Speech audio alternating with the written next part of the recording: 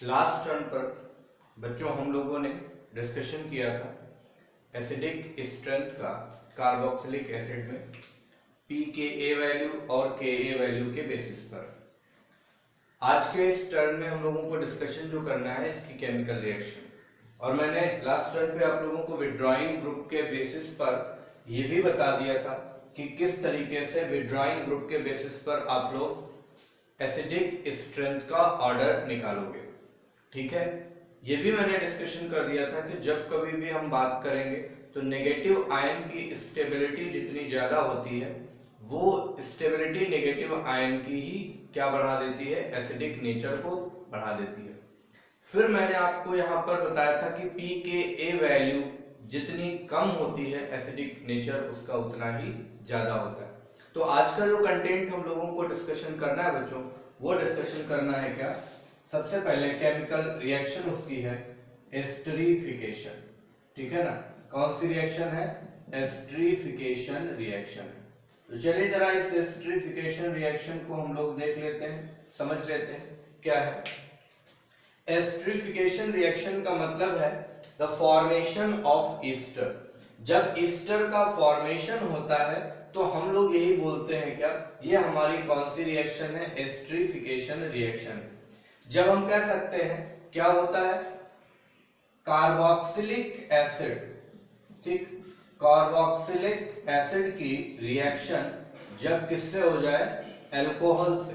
तो अल्कोहल से होने पर क्या होता है, यहीं पर जो फॉर्म्ड स्पीसीज होती है वो फॉर्म्ड स्पीसीज क्या कहलाती है, बोलो बेटा, ईस्टर कहलाती है।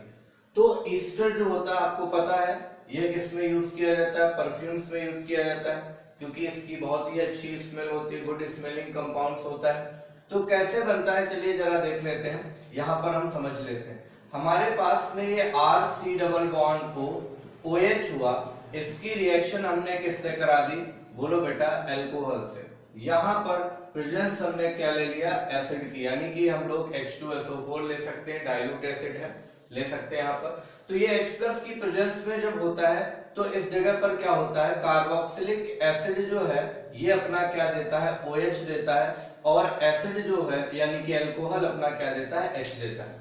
तो ये वाटर बाहर एलिमिनेट हो जाता है। जब वाटर बाहर एलिमिनेट हो जाएगा तो वाटर बाहर एलिमिनेट होने पर यहाँ पर आपको कौन सा प्रोडक्ट मिल जाएगा, ध्यान दीजिएगा, ये वाला पार्ट आकर के इसमें लग जाता है। ठीक है, तो देखिएगा ये वाला पार्ट लग जाएगा तो क्या प्रोडक्ट बन जाएगा, RC double bond OR dash. ठीक है, तो जब कभी भी हम लोग इसका नाम लिखते हैं तो ये देखो यहाँ पर पहले हम इस ग्रुप को प्रायोरिटी देते हैं, एज अ प्रीफिक्स लिखा जाता है। तो ये क्या हो जाएगा, इसका नाम हो जाता है क्या, alkyl alkanoate, right, alkyl alkanoate ये नाम हो जाता है, और यही तुम्हारा क्या है, ईस्टर है। यहां पर अगर मैं एग्जांपल दूं तो आप लोग देखिएगा वो एग्जांपल किस तरीके से है। आपने ले लिया कार्बोक्सिलिक एसिड का मेंबर CH3COOH, इथेनोइक एसिड, या यही क्या होता है बच्चों, ये एसिटिक एसिड होता है। अब इसकी रिएक्शन आपने किससे करा दी, C2H5, या इससे भी छोटा एक मेंबर होता है, कौन सा, जरा देखो कौन सा, मेथिल अल्कोहल है, CH3OH है ना बेटे। तो अब ये CH3OH है, यहाँ पर किसकी प्रेजेंस लेनी पड़ेगी, H+ की प्रेजेंस लेनी पड़ेगी। ये H+ की प्रेजेंस जब लिया तो बोलो यार ये क्या देगा, ये देगा OH, और ये क्या देगा, अपना H देगा। ठीक है, तो बाहर क्या एलिमिनेट हो जाएगा, मालूम होना चाहिए, बाहर एलिमिनेट होगा वाटर। ये वाटर एलिमिनेट हो गया बेटा। जब वाटर एलिमिनेट हुआ तो ये पार्ट उठा करके यहाँ पर लिख दो, क्या प्रोडक्ट बन जाएगा, ये बन जाएगा CH3C डबल बॉन्ड O, बन गया ना, राइट, O, और ये आ गया क्या, CH3। ठीक है ना, इसका नाम क्या हो जाएगा, ये मेथिल ग्रुप हुआ, तो यहाँ पर क्या लगा दिया, पहले लिखा मेथिल, अब ये 2 कार्बन है तो क्या हुआ, मेथिल इथेनोएट हो जाएगा। यही तुम्हारा क्या है, ईस्टर है। अब आप देख सकते हो। तो इस तरीके से आपने देखा, ये तो आप लोगों ने 10th से पढ़ना स्टार्ट कर दिया था। एस्टरीफिकेशन जो होता है कि जब कभी भी कार्बोक्सिलिक एसिड यानी कि एसिटिक एसिड या फिर और भी कोई एसिड है, कार्बोक्सिलिक एसिड जब रिएक्ट करेगा, किससे रिएक्ट करेगा, अल्कोहल से, तब कार्बोक्सिलिक एसिड जो है वो अपना OH देता है और एल्कोहल अपना H देता है। दोनों यहाँ पर क्या, जब एल्कोहल अपना H देगा और एसिड अपना OH देगा, तो जो रिमेनिंग स्पीसीज होंगी वाटर एलिमिनेट होने के बाद इन दोनों में से ये RO एल्कोहल का और RC डबल बॉन्ड O किसका, बोलो बेटा, एसिड का, आपस में कंबाइन कर जाएंगे और कंबाइन करके क्या बना लेंगे, ये बना लेते हैं ईस्टर। तो यहां तक आपको समझ में आ गई। अब हम लोग जो डिस्कशन करेंगे बच्चों, वो किसका करने जा रहे हैं, वो हम करने जा रहे हैं कि कैसे ये कौन सी मैकेनिज्म को ये फॉलो करता है जिसकी वजह से यह एस्टरिफिकेशन होता है। तो जो हम लोग अगला कंटेंट यहाँ पर डिस्कशन करेंगे वो हम डिस्कशन करेंगे किसका, बोलो यार, डिस्कशन करेंगे मैकेनिज्म का। अगर यहाँ पर हम बात करेंगे अल्कोहल की, तो कौन सा अल्कोहल पहले रिएक्ट करेगा या फिर कौन सा एसिड पहले रिएक्ट करेगा, रिएक्टिविटी ऑर्डर क्या होता है, ये भी आपको मैकेनिज्म से समझ में आ जाएगा। तो चलिए हम लोगों की जो नेक्स्ट हेडिंग है बेटा वो कौन सी है, मैकेनिज्म है, राइट, मैकेनिज्म ऑफ एस्टरिफिकेशन।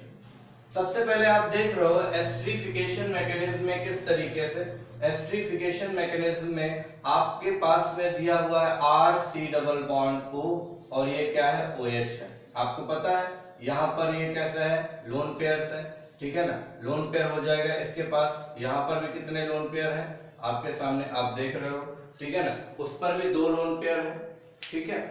तो यहाँ पर रिएक्शन जो हुई वो पहले किसकी हुई, H+ की। आपको देखा यहाँ पर, आपने इससे पहले जब रिएक्शन देखा तो देखा कि H+ क्या कर रहा है, रिएक्ट कर रहा है। अब H+ की प्रेजेंस हम लेते हैं, ये H+ किससे आया, H2SO4 से या फिर HCl गैस से आया। तो ये H+ क्या करेगा, अटैक करेगा। क्यों, क्योंकि ये इलेक्ट्रॉन डेफिशिएंट है और ये किस पर अटैक करता है, जाकर के जहां पर इलेक्ट्रॉन डेंसिटी क्या होती है, ज्यादा होती है। तो यहाँ पर ये अटैक कर देगा आकर के, ये देखो यहाँ पर आकर के इसने अटैक कर दिया। तो जब अटैक किया तो देखो फॉर्म्ड स्पीसीज क्या हो जाएगी, फॉर्म्ड स्पीसीज यही हुई ना, C डबल बॉन्ड O और ये इसके साथ जुड़ गया H और इस पर कैसा चार्ज आ गया, पॉजिटिव चार्ज, और ये आ गया H।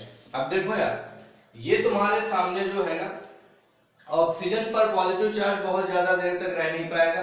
क्यों, क्योंकि मोर इलेक्ट्रोनेगेटिव पर पॉजिटिव चार्ज कभी भी स्टेबल नहीं होता है। तो अब आगे के स्टेप में क्या होगा, आगे के स्टेप में आप देख सकते हो यहाँ पर क्या है, ये ऑक्सीजन है, ये H हुआ और ये कैसा हो गया R। ये इलेक्ट्रॉन डेंसिटी वाला है, इस पर इलेक्ट्रॉन डेंसिटी ज्यादा है। ये किसका मॉलिक्यूल है, ये एल्कोहल का मॉलिक्यूल है। यहाँ पर आप देख रहे हो तो ये प्रोटोनेशन हो रहा है, किसका हो रहा है, C double bond O, carbonyl का प्रोटोनेशन हो रहा है, ठीक है ना। तो कार्बोनिल का प्रोटोनेशन हो रहा है तो इस तरीके की स्पीसीज बन करके आई। अब यहाँ पर क्या हो जाएगा, ये इलेक्ट्रॉन डेंसिटी को अपनी खत्म करेगा, क्योंकि यहाँ पर ये इलेक्ट्रॉन डेफिशिएंट हो गया। तो ये क्या करेगा, अपनी इलेक्ट्रॉन डेंसिटी को बढ़ाने के लिए इसको इधर शिफ्ट कर लेगा। जब ये इधर शिफ्ट हुआ तो इस पर कैसा चार्ज आ जाएगा, बोलो बेटा, इस पर आ जाएगा पॉजिटिव चार्ज। तो पॉजिटिव चार्ज आने पर ये कहां पर, इस सेंटर पर आकर के अटैक कर देगा। अटैक कर दिया तो जैसे ही अटैक किया तो ये क्या बन जाएगा, ये बन जाएगा RC। इस पर आ गया, देखो क्या, ये आया OH और ये क्या आ गया, ये आ गया यहाँ पर OH। और इस जगह पर आप देख रहे हो तो ये कैसा आ गया O और ये तुम्हारा H और ये यहाँ पर अगर आप देखना चाहो तो ये कैसा है, ये H है और ये कैसा हो जाएगा, बोलो R। ये तुम्हारा टेट्राहेड्रल इंटरमीडिएट बोला जाता है, ठीक है ना। क्या बोला जाएगा, ये कैसा हो जाएगा, टेट्राहेड्रल इंटरमीडिएट कहलाएगा, ठीक है ना। क्या कहलाएगा, बोलो, टेट्राहेड्रल इंटरमीडिएट। अभी इसमें कोई प्रॉब्लम तो नहीं बच्चों, कोई दिक्कत तो नहीं। अब देखो यार, यहां पर क्या होगा, इस पर फिर से क्या है, इलेक्ट्रॉन डेंसिटी क्या हो गई, यानी ऑक्सीजन पर कैसा चार्ज आ गया, पॉजिटिव चार्ज आ गया, ठीक है ना। तो यहां पर जरा ध्यान दीजिएगा कि अब आपके सामने और क्या है कि जिससे कि आपको यहां पर इसमें अपना पॉजिटिव चार्ज हटाने के लिए ये क्या करेगा, पॉजिटिव चार्ज जब हटाने के लिए देखा जाए तो ये तुरंत क्या करेगा, इससे इलेक्ट्रॉनों को ले लेगा। जैसे ही इसने इलेक्ट्रॉनों को लिया तो ध्यान दीजिएगा बच्चों, इलेक्ट्रॉनों को लेने के बाद हम यहाँ पर कह सकते हैं ये क्या हुआ, H+ ट्रांसफर हो जाएगा। ये H+ देखो ट्रांसफर हुआ तो H+ ट्रांसफर होकर के किसके पास आ जाएगा, किसके पास आ गया, राइट। तो देखो क्या बन गई स्पीसीज यहाँ पर। ये सारा का सारा आप रिवर्सिबल प्रोसेस में देखोगे बेटा, यहाँ पर आप देख लीजिएगा, ये चीज ध्यान रखिएगा, ठीक है। तो यहाँ पर क्या हो गया, RC C ये हुआ OH और ये क्या हो गया बोलो बेटा OH हो गया, ठीक है ना। यहाँ पर आ जाएगा तो ये इस तरीके से आएगा ना, ये प्लस चार्ज आएगा क्योंकि प्रोटॉन ट्रांसफर हो गया यहाँ, ये OH और ये किस में आ गया OR आ गया, ठीक है ना। अब आप देखो बहुत ही ज्यादा आप करीब हो यहाँ पर, ठीक है ना, किसके यहाँ बहुत ज्यादा करीब हो आप ईस्टर बनाने के। तो कैसे होगा यहाँ पर जरा देखिएगा, ये कुछ इस तरीके से होगा कि ये जो इलेक्ट्रॉन्स हैं, ठीक है ना, इसका जो इलेक्ट्रॉन्स है तो यहाँ पर क्या हो जाएगा, ये इधर शिफ्ट होगा, तो जैसे ये इधर शिफ्ट होगा तो इस पर इलेक्ट्रॉन्स जो यहाँ के हैं वो इधर आ जाएंगे कि नहीं आ जाएंगे। तो ये देखो H+ बाहर चला जाएगा, ये वाटर बना के बाहर चला जाएगा, ठीक है। यहाँ पर क्या बाहर निकल गया, वाटर निकल गया H2O और क्या H+ बाहर निकल गया, ठीक है ना। तो इस जगह पर क्या आ जाएगा RC≡O और ये क्या आ गया OR आ गया। देखो भाई ये क्या बन गया, ईस्टर बना कि नहीं बना। तो आप देख रहे हो ये पार्ट जो आ रहा है ये किसका पार्ट है, एल्कोहलिक पार्ट है, ठीक है ना। और ये जो है ये पार्ट इतना आप देख रहे हो ये किसका है बोलो बेटा, ये तुम्हारा कौन सा आ गया, एसिडिक पार्ट है, ठीक। तो ये एसिडिक पार्ट कैसा, मतलब एसिडिक पार्ट का मतलब कौन सा, कार्बोक्सिलिक एसिड का हो गया। तो ये मैकेनिज्म फॉलो करता है, आपके एनसीईआरटी बुक में भी यही मैकेनिज्म दी गई, आप इसको समझ गए। अगर यहां पर देखा जाए तो ये तुमसे पूछा जाता है in esterification which type of mechanism involve, तो इसमें हम लोग बोलते हैं न्यूक्लियोफिलिक एसाइल सब्स्टिट्यूशन, ठीक है। कौन सी बोली जाती है, यहां पर बोली जाती है क्या, nucleophilic acyl substitution, nucleophilic acyl substitution बोला जाता है, ठीक है ना। अब बताओ बेटा इसमें किसी को कोई प्रॉब्लम तो नहीं है ना, इसमें दिक्कत तो नहीं। तो ये न्यूक्लियोफिलिक एसाइल सब्स्टिट्यूशन है, देखो कितनी आसानी से आप लोगों ने समझ लिया। यहाँ पर टेट्राहेड्रल इंटरमीडिएट बनेगा, ये प्रोटॉन ट्रांसफर हुआ, प्रोटॉन ट्रांसफर होने से ये फिर से क्या हो जाएगा, फाइनली किस में आ गया, ईस्टर में आ गया। पहले नंबर पे आपको यहाँ पर प्रोटोनेशन कराना पड़ेगा। प्रोटोनेशन किसका हो रहा है, यहाँ पर कार्बोनिल के ऑक्सीजन का हो रहा है, ठीक है। यानी C≡O कैसा कार्बोनिल होता है, इसका प्रोटोनेशन हो रहा है और फाइनली फिर इंटरमीडिएट टेट्राहेड्रल इंटरमीडिएट बन रहा है। प्रोटॉन ट्रांसफर से फिर क्या हो जाएगा, ये स्पीशीज बना और फाइनली रीअरेंज होकर के किसमें आ जाएगा, ईस्टर में आ जाएगा। तो ये आप यहाँ पर मैकेनिज्म समझ चुके हो। तो इस तरीके से आप एस्टरिफिकेशन कर लोगे। अब आप कार्बोक्सिलिक एसिड की जगह बेंजोइक एसिड ले सकते हो, ठीक है ना। अल्कोहल की जगह आप फिनॉल ले सकते हो, कुछ भी ले सकते हो। तो इस तरीके से आप एस्टरिफिकेशन को कंप्लीट कर लोगे। आपको ये ध्यान रखना है कि कभी भी तुमसे पूछा जाए एस्टरिफिकेशन में कौन सी मैकेनिज्म इन्वॉल्व होगी, तो बच्चों क्या जवाब होना चाहिए आपका, न्यूक्लियोफिलिक एसाइल सब्स्टिट्यूशन, ठीक। तो यहां तक आप समझ चुके हो बच्चों कि किस तरीके से हम एस्टरिफिकेशन रिएक्शन को देखते हैं और समझते हैं। आगे बढ़ जाते हैं हम लोग, और अब जो मैं रिएक्शन आप लोगों को देने जा रहा हूं, कराने जा रहा हूं, वो कौन कौन सी है, चलो जरा देख लेते हैं सभी लोग ध्यान से। इसको आप लोग कवर कर चुके होंगे, आई थिंक सो, अच्छे से समझ में आ गया होगा, ठीक है। जब तक पूरा वीडियोस नहीं देखेंगे, ठीक है, कोई भी वीडियो आप पूरा नहीं देखोगे तब तक आपको कंटेंट पता नहीं चलेगा। तो आप लोग पूरा वीडियो जरूर देखा करिए, और जहां पर आपको डाउट है आप तुरंत पूछिए। कमेंट सेक्शन इसीलिए बना हुआ भैया नीचे कि आप लोग डाउट्स उसमें क्लियर करो अपने, ये नहीं कि फालतू की चैट करने बैठ जाते हैं, कुछ लोग फालतू के कमेंट्स करने लग जाते हैं। तो इसके लिए वो नहीं बना होता, बना इसीलिए होता है कि आप उसमें अपने डाउट्स पूछें, जो वीडियोस देखें। अगर कहीं पर लगता है कि नहीं हाँ यहाँ पर ऐसा होता है, ठीक है ना, ऐसा है, तो आप वो डिस्कशन कर सकते हैं वहां पर, ठीक है। तो आइए अब हम लोग रिएक्शन करने जा रहे हैं। नेक्स्ट क्या है, रिएक्शन विद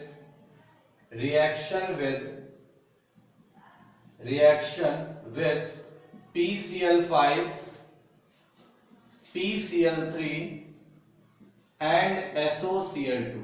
अब देखो इनका अगर आप देखोगे तो पहली बात तो इन सबसे रिएक्शन क्यों दे रहा है इसका आपको रीजन समझना है। बहुत ही आसान रिएक्शन है, आप लोग कर लोगे, मुझे पता है, ठीक है।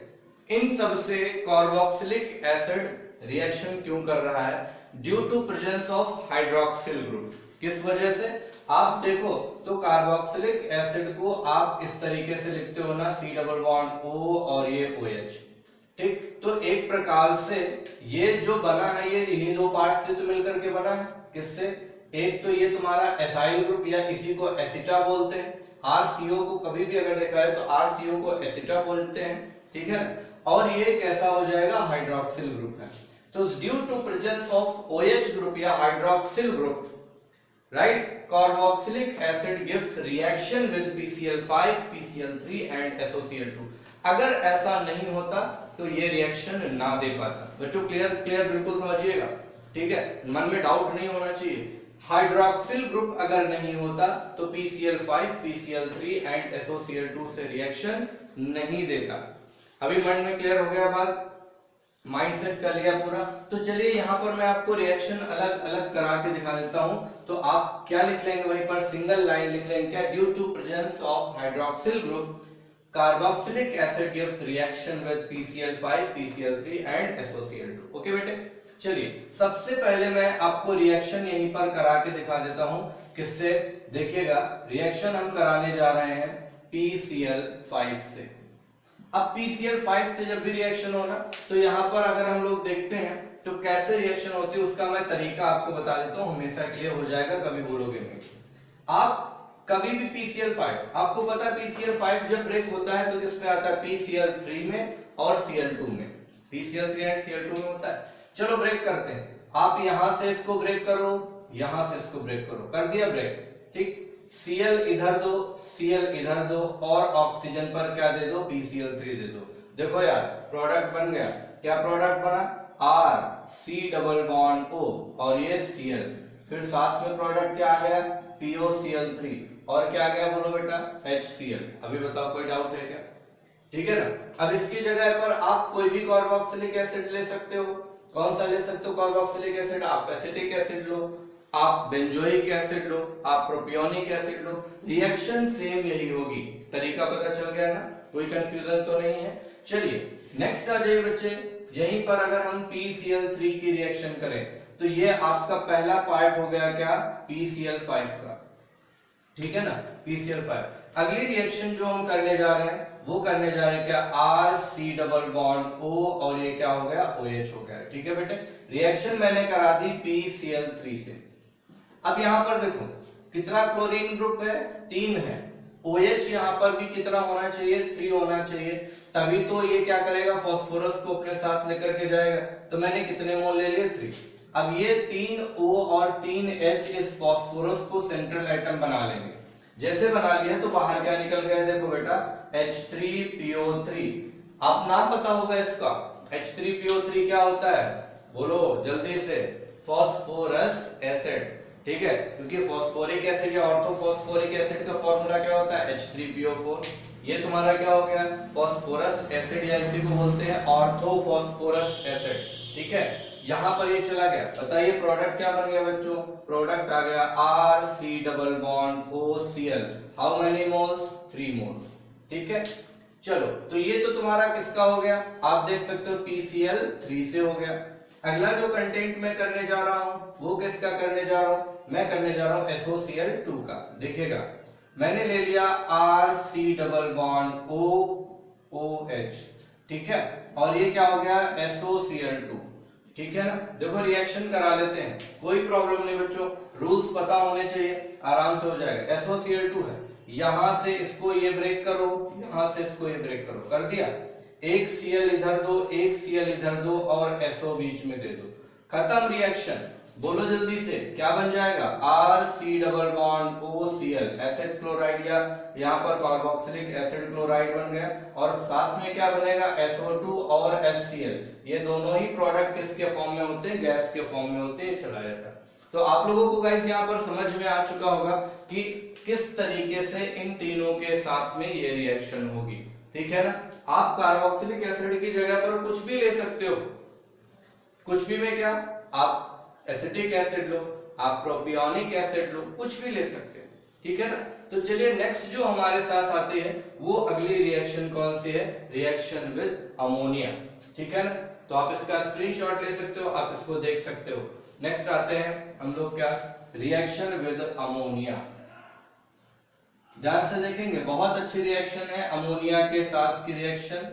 किस तरीके से हम लोग यहाँ पर अमोनिया से रिएक्शन करते हैं, फर्स्ट ऑफ ऑल जब अमोनिया के साथ रिएक्शन होती है, रिएक्शन विद अमोनिया, तो बेटे अमोनिया के साथ रिएक्शन होने पर क्या होता है, जरा ध्यान से देखिएगा। अमोनिया के साथ यहां पर जब रिएक्शन होती है तो पहले नंबर पर कार्बोक्सिलिक एसिड सॉल्ट बना लेता है, RC double bond O OH है, और ये हो गया क्या, NH3। अब आपको पता है ये H+ एक्सेप्ट करने वाला है और ये H+ डोनेट करने वाला है। ये यहाँ पर क्या करता है, इसको अपना H+ दे देता है। जैसे ही H+ देता है तो ये किसमें आ जाता है, ये आ जाता है अमोनियम सॉल्ट बना लेता है, यानी क्या, RC double bond O NH4, यानी आ गया प्लस में और ये आ गया माइनस में। ओके बेटे, देख लिया यहाँ पर। अब ये तुम्हारा अमोनियम सॉल्ट बन गया। यहाँ पर देख सकते हो ये क्या बना, अमोनियम सॉल्ट बना कि नहीं बना, तो ये अमोनियम सॉल्ट बन गया। अब इसी को फर्दर हीट कर दें अगर, ठीक है ना, हम फर्दर हीट कर दें, और ये हीटिंग किसके साथ, या तो हम P2O5 लेके कर दें या फिर हम इसकी फर्दर हीटिंग H2SO4 की प्रेजेंस में कर दें। जब फर्दर हीटिंग अमोनियम सॉल्ट की करते हैं तो यहाँ पर इसका 2 हाइड्रोजन यहाँ से और ये ऑक्सीजन, यानी बाहर क्या निकल जाता है, वाटर निकल जाता है। 2 हाइड्रोजन निकल गया और ये क्या, ऑक्सीजन निकल गया, वाटर बाहर निकल गया। तो वाटर बाहर निकल जाने से यहाँ पर क्या बन जाएगा, देखिए बच्चा, ये जबरदस्त प्रोडक्ट बन गया RC double bond O NH2। ये क्या फॉर्म हो गया, एमाइड, यानी एक एसिड डेरिवेटिव है। तो कार्बोक्सिलिक एसिड से आपने क्या बना लिया, यहाँ पर देखिएगा जल्दी से, आपने बना लिया है यहाँ पर क्या, एमाइड। ठीक है, तो यहाँ पर मैं एक और आपको रिएक्शन दे रहा हूँ, देखते हैं कितने लोग कर सकते हैं। इसका एक एग्जांपल दे रहा हूँ, ध्यान से देखिएगा। ये एग्जांपल है CH3C double bond O OH, और आपने इसकी रिएक्शन कराई अमोनिया से। ठीक है, चलिए बताइए क्या बनेगा। ये अपना H+ देगा और ये H+ को एक्सेप्ट करेगा, लेविस बेस है, इलेक्ट्रॉन डेंसिटी है।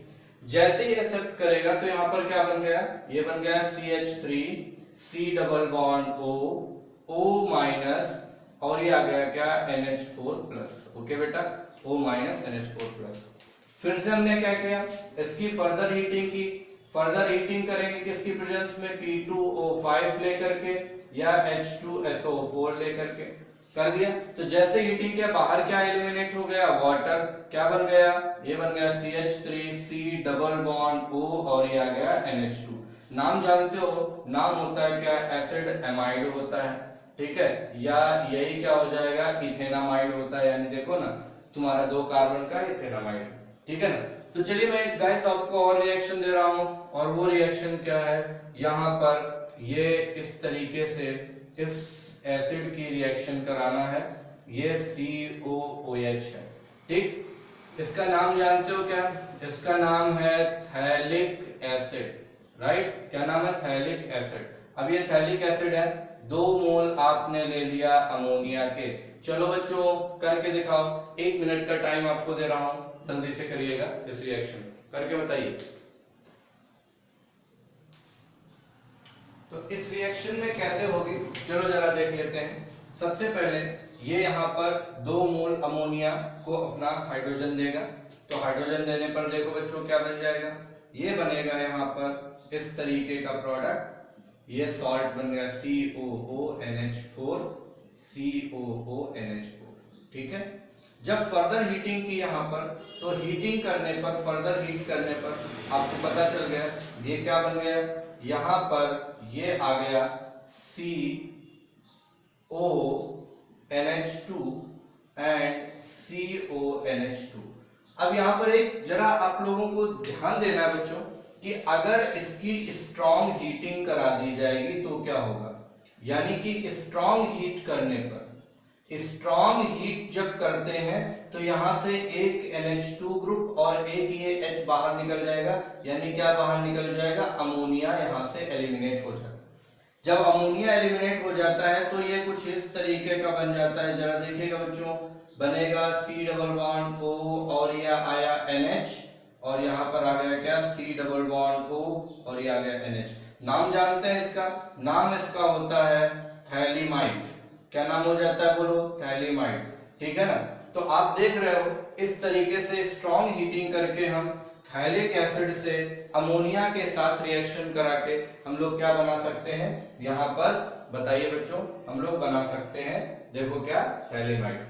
तो आई थिंक सो आपको ये रिएक्शन समझ में आ चुकी होंगी, एस्टरिफिकेशन की मैकेनिज्म समझ में आ गई होगी, PCl5 PCl3 एंड SOCl2 के साथ रिएक्शन समझ में आ गई होंगी, और तो और अमोनिया के साथ में रिएक्शन समझ में आ गई होंगी। कोई डाउट्स हो तो बच्चों यहाँ पर कमेंट सेक्शन में आप पूछ सकते हो, जरूर आप पूछ सकते हो। कंटिन्यू करेंगे इसको हम लोग अगले लेक्चर में।